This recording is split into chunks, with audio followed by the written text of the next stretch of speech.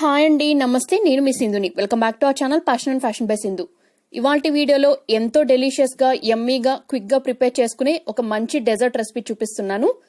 Recipe చూసే ముందు మీరు మన ఛానల్ ని ఫస్ట్ టైం విజిట్ చేసినట్టయితే ఇప్పుడే సబ్స్క్రైబ్ చేసుకుని పక్కనే ఉన్న బెల్ ఐకాన్ యాక్టివేట్ చేసుకుని ఆల్ అనే ఆప్షన్ ని తప్పకుండా సెలెక్ట్ చేసుకోండి. ఈ రెసిపీ ప్రిపరేషన్ కోసం నేను 3 బ్రెడ్ స్లైసెస్ యూజ్ చేశాను. యూజువల్లీ మనం ఎప్పుడైనా బ్రెడ్ ప్యాకెట్ అనేది తెచ్చుకుంటే మనకి బ్రెడ్ స్లైసెస్ తినగా ఇంకా ఒకటో రెండో ఎవరింట్లో అయినా మిగిలిపోతూ ఉంటాయి సహజంగా. సో అలా మిగిలిపోయిన బ్రెడ్ తో క్విక్ గా అప్పటికప్పుడు స్వీట్ తినాలి అనిపిస్తే ప్రిపేర్ చేసుకునే ఒక మంచి రెసిపీ అండి. నేను తీసుకున్న 3 బ్రెడ్ స్లైసెస్ ని ఇలా స్క్వేర్స్ లాగా కట్ చేసుకున్నాను. నేను నార్మల్ వైట్ బ్రెడ్ అంటే మిల్క్ బ్రెడ్ యూజ్ చేశాను ఈ రెసిపీ ప్రిపరేషన్ లో. స్టవ్ మీద ఒక పాన్ పెట్టుకుని పాన్ లోకి ఒక 1 టీ స్పూన్ వరకు ఆయిల్ ఆరల్స్ నెయ్యి అనేది యాడ్ చేసుకుని అది హీట్ అయిన తర్వాత స్క్వేర్స్ లా కట్ చేసుకున్న ఈ బ్రెడ్ స్లైసెస్ ని అందులోకి వేసేసి కేవలం లో ఫ్లేమ్ లోనే అటు ఇటు ఫ్లిప్ చేసుకుంటూ మంచి గోల్డెన్ బ్రౌన్ కలర్ వచ్చే వరకు కుక్ చేసుకోండి. నేను తీసుకున్న 3 బ్రెడ్ స్లైసెస్ ని కట్ చేసుకున్న స్క్వేర్స్ ని 2 బ్యాచెస్ గా ఫ్రై చేసుకున్నానండి. సో మనకి కంప్లీట్ గా ఫ్రై అయిపోయిన తర్వాత మీరు ఒక ప్లేట్ లోకి తీసుకుని పక్కన పెట్టుకోండి. మీరు కావాలనుకుంటే ఈ బ్రెడ్ స్లైసెస్ ని డీప్ ఫ్రై కూడా చేసుకోవచ్చు. బట్ డీప్ ఫ్రై చేస్తే టూ మచ్ ఆఫ్ ఆయిల్ అనేది అబ్జర్వ్ చేసుకుంటుంది. అంటే మీరు తీసుకున్న బ్రెడ్ అనేది బాగా సాఫ్ట్ గా ఉంటే బాగా ఎక్కువ ఆయిల్ అనేది అబ్జర్వ్ చేసుకుంటుందని నేను ఇలా షాలో ఫ్రై లాగా చేశాను.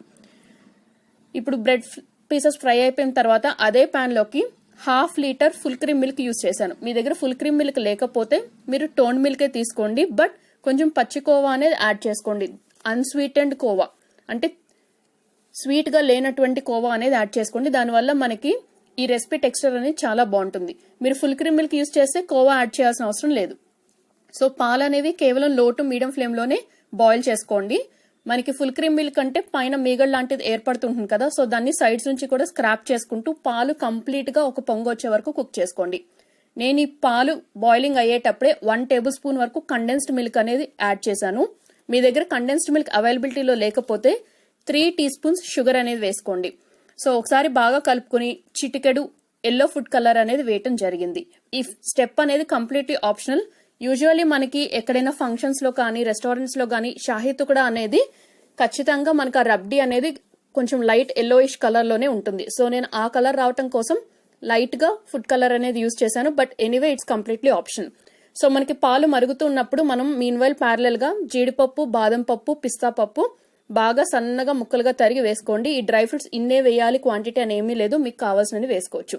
స్టవ్ మీద మరొక పాన్ పెట్టుకోండి. అందులోకి 1/2 కప్పు వాటర్ పోసి 1/2 కప్పు షుగర్ వేసి షుగర్ అనేది లైట్ గా స్టిక్కీగా అంటే 2 ఫింగర్స్ తో పట్టుకుంటే లైట్ గా జిగురుగా వచ్చే స్టేజ్ వరకు బాయిలింగ్ అనేది చేసుకోండి. మీన్వైల్ మనకి పాలు కూడా బాగా దగ్గరికి వచ్చేసి అంటే బాగా మరుగుతూ ఉంటుంది. మనం తీసుకున్న 1/2 లీటర్ మిల్క్ అనేది కొంచెం క్వాంటిటీ రెడ్యూస్ అయ్యే వరకు లో ఫ్లేమ్ లోనే మరిగించుకుంటూ ఉండాలి. సో పాలు ఆల్మోస్ట్ మరిగినాయి అని అనుకున్నప్పుడు కట్ చేసి పెట్టుకున్నటువంటి డ్రై ఫ్రూట్స్ నుంచి 1/2 క్వాంటిటీ అందులోకి వేసి బాగా కలుపుకుని ఫ్లేమ్ అనేది టర్న్ ఆఫ్ చేసేయచ్చు.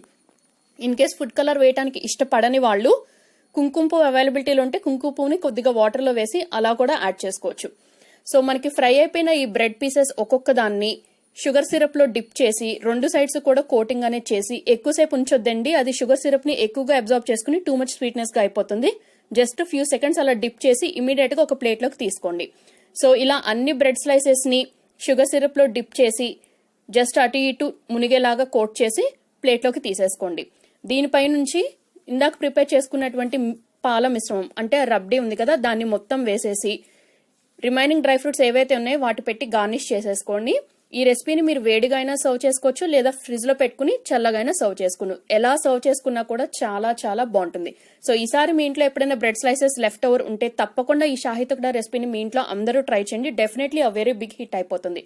రెసిపీ నచ్చితే తప్పకుండా వీడియోకి ఒక లైక్ ఇవ్వండి, ఫ్రెండ్స్ అండ్ రిలేటివ్స్ కి షేర్ చేయండి, మర్చిపోకుండా కింద కమెంట్ కూడా చేయండి. Thank you all very much for watching my video. Meet you all very soon with another exciting